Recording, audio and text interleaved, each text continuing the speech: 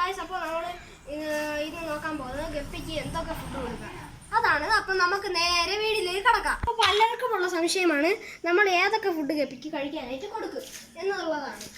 അതൊക്കെയാണ് നമ്മൾ ഇന്ന് ഈ വീഡിയോയിൽ പറയാൻ പോകുന്നത്. അപ്പോൾ കഴിഞ്ഞ വീഡിയോയിൽ ഞാൻ ഗപ്പീസിനെയും അവരുടെ ടാങ്കിനെയും എങ്ങനെ നോക്കാമെന്നതാണ് പറഞ്ഞത്. അത് കണ്ടിട്ടില്ലാത്തവർ ഞാൻ ലിങ്ക് ഡിസ്ക്രിപ്ഷനിൽ ഇട്ടിട്ടുണ്ട്, അത് ചെന്ന് കാണുക. കളർ കൂടുതൽ കഴിയുന്നത് ലൈവ് ഫുഡ്സ് ഫീഡാക്കുക. അതില്ലാത്തവർക്ക് ടായോയുടെ ഗപ്പി ബൈറ്റ്സ് കടയിൽ വാങ്ങിക്കാൻ കിട്ടുന്നതായിരിക്കും. അത് പോയി വാങ്ങിക്കുക.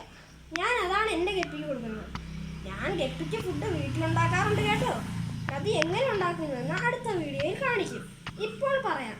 ആദ്യം മൈദ മാവ് എടുക്കുക, എന്നിട്ട് അതിൽ മുട്ട പൊട്ടിച്ച് വീത്തുക, എന്നിട്ട് നല്ലോണം മിക്സ് ചെയ്യുക, എന്നിട്ട് വെയിലത്ത് ഉണക്കണം.